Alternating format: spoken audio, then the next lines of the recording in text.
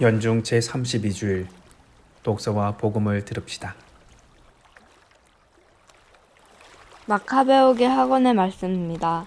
그 무렵 어떤 7 형제가 어머니와 함께 체포되어 채찍과 가죽끈으로 고초를 당하며 법으로 금지된 돼지고기를 먹으라는 강요를 임금님에게서 받은 일이 있었다. 그들 가운데 하나가 대변자가 되어 이렇게 말하였다. 우리를 신문하여 무엇을 알아내려고 하시오.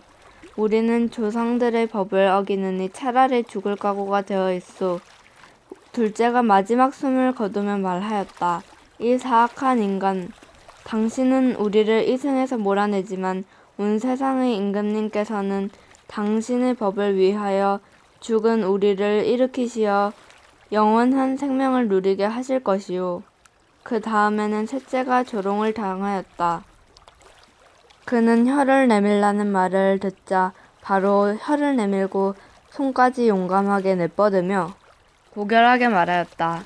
이 지체들을 하늘에서 받았지만 그분의 법을 위해서라면 나는 이것들까지도 하찮게 여기오. 그러나 그분에게서 다시 받으리라고 희망하오.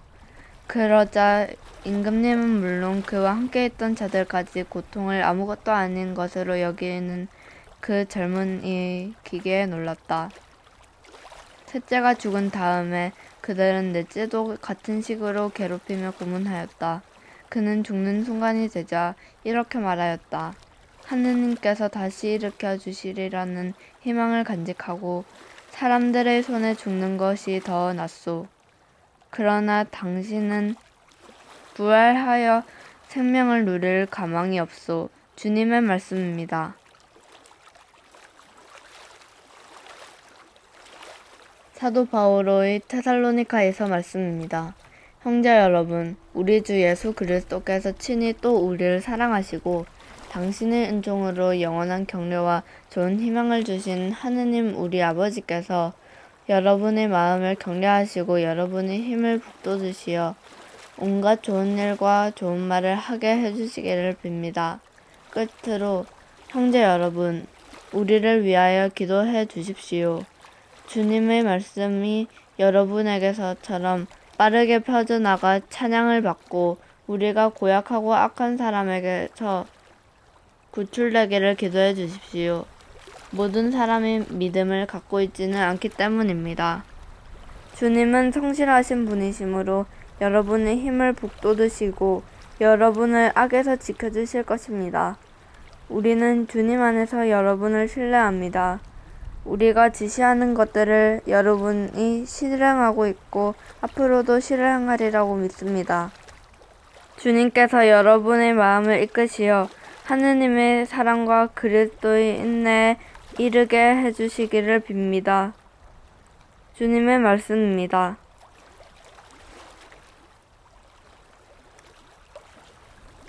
루카가 전한 거룩한 복음입니다. 그때 부활이 없다고 주장하는 사두가이 몇 사람이 예수님께 다가와 물었다. 스승님, 모세는 어떤 사람의 형제가 자식 없이 아내를 남기고 죽으면 그 사람이 죽은 이의 아내를 맞아들여 형제의 후사를 일으켜 주어야 한다고 저희를 위하여 기록해 놓았습니다. 그런데 7 형제가 있었습니다. 마지가 아내를 맞아들였는데 자식 없이 죽었습니다. 그래서 둘째가, 그 다음에는 셋째가 그 여자를 맞아들였습니다. 그렇게 7이 모두 자식을 남기지 못하고 죽었습니다. 마침내 그 부인도 죽었습니다.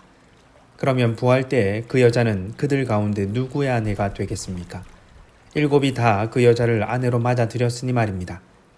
예수님께서 그들에게 이르셨다. 이 세상 사람들은 장가도 들고 시집도 간다. 그러나 저 세상에 참여하고 또 죽은 이들의 부활에 참여할 자격이 있다고 판단받는 이들은 더 이상 장가드는 일도 시집가는 일도 없을 것이다. 천사들과 같아져서 더 이상 죽는 일도 없다. 그들은 또한 부활에 동참하여 하느님의 자녀가 된다. 그리고 죽은 이들이 되살아난다는 사실은 모세도 떨기나무 대목에서 주님은 아브라함의 하느님, 이삭의 하느님, 야곱의 하느님이라는 말로 이미 밝혀주었다. 그분은 죽은 이들의 하느님이 아니라 산 이들의 하느님이시다. 사실 하느님께는 모든 사람이 살아있는 것이다. 주님의 말씀입니다.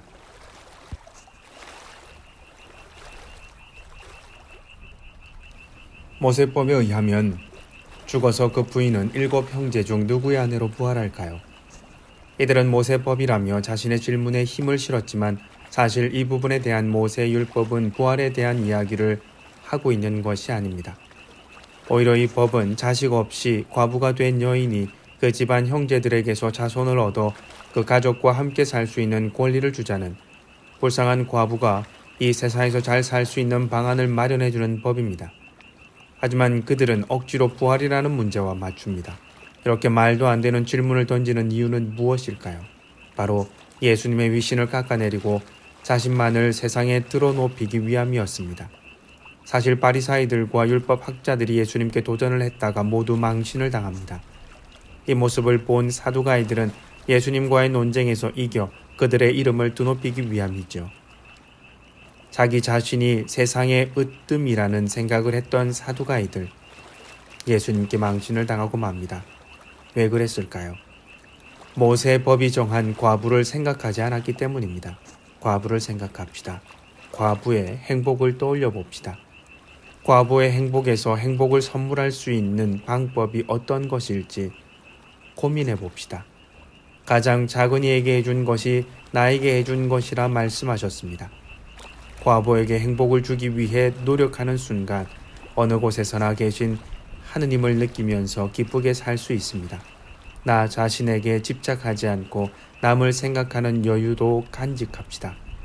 이제 우리 역시 작은 것에 깃들여 계신 하느님을 발견하게 됩니다. 하느님을 발견하는 한 주간이 되었으면 합니다.